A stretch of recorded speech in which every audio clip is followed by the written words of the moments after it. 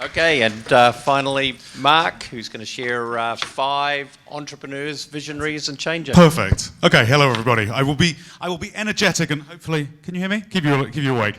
I'm just going to talk about 5 people who are doing interesting, different things to address some of the challenges that everyone's talked about. We've talked about tourism pressure.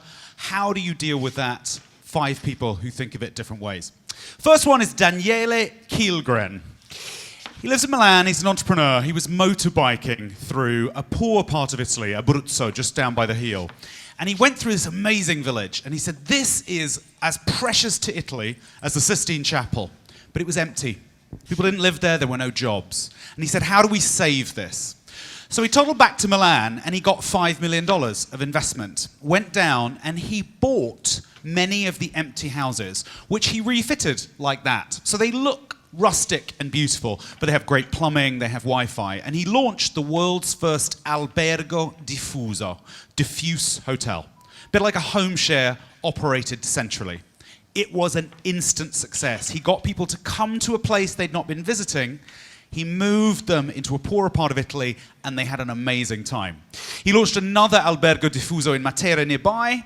And next, he goes to Africa, where he's taking over a whole load of huts by Lake Kivu. I don't know if anyone's been to Rwanda, but in Rwanda, right by Lake Kivu, he's going to create another one. Rwanda brings me to Deb Kalmeyer, who runs Raw Africa. She's a great friend of mine. I admire what she's doing. She runs a very high-end safari outfit.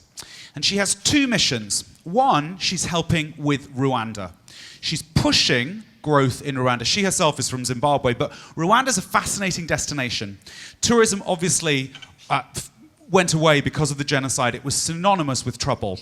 It is being built from the ground up as a luxury destination. All of the new hotels going in there are only luxury, and all of the hotels are required to participate in environmental programs. So in other words, the gorillas that you want to go and see in Virunga, if you stay there, part of your overnight, the fee for your overnight will directly support that community. And Deb has been championing that a lot. Another thing she's been doing to drive people to less traditional destinations in Kenya, in South Africa, is women-focused trips. She now runs women's empowerment trips where everyone on the trip, everyone providing service to you is female. The hotel owner, which means that you'll be going to hotels that perhaps you've not heard of before, the pilot, the guide, the tracker, even the chef. Next person, Paul Nicklin. If you were in my little chat yesterday, I talked to you about Trolltunga, which is the poster child for social media, doing it for the gram and ruining it for the gram. 500 people go there in 2009, 40,000 go there in 2014. So how do you flip it around? We know social media is super powerful for travel and for destinations. Paul has an answer. He's a photographer, but he's also a campaigner. He has about 5 million followers on Instagram, and he uses that to spotlight climate change, to spotlight the damage that's being done. He goes to the Arctic, to the Antarctic. He runs a non-profit called Sea Legacy, which is about coral reefs and sustainable fishing. He's saying, I want to use social media and travel to motivate you to action, not just motivate you to visit. And that's a very clever tweak.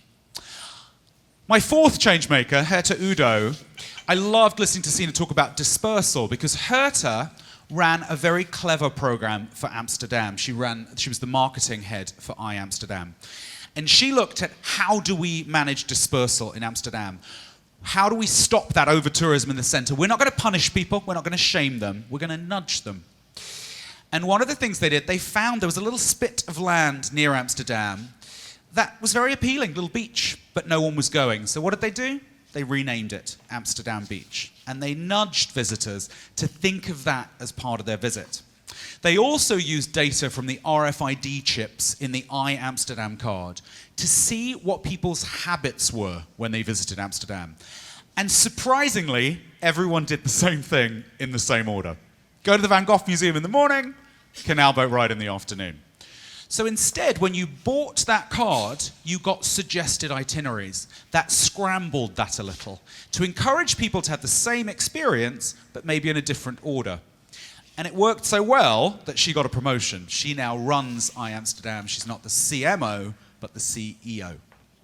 And the last change makers, so to pay, I did cheat, I've got 6 people. When you were walking to the convention center today, you probably tripped over a scooter, right? Did you? Because you can blame them. These 2 guys wanted to bring the bike share idea that's so popular in London and New York to cities that didn't have the density to support that.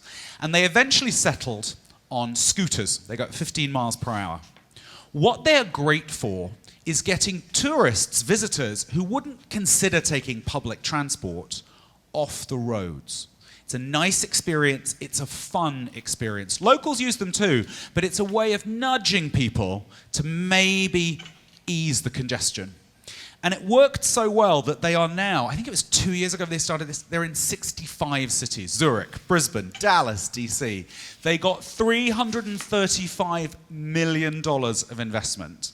And my favorite thing is in 12 cities around the world, around the country, if you type into Google Maps, you want your directions, you'll get walking directions in time, driving directions in time, and scooter directions and time. So they're really embedding, Google is really embracing them. So I hope those 5 people give you a sense of different ways of using social media, using transport, different ways of using accommodation, how you can address dispersal, getting people to get a better experience in a destination without realizing anything's changed. Thank you.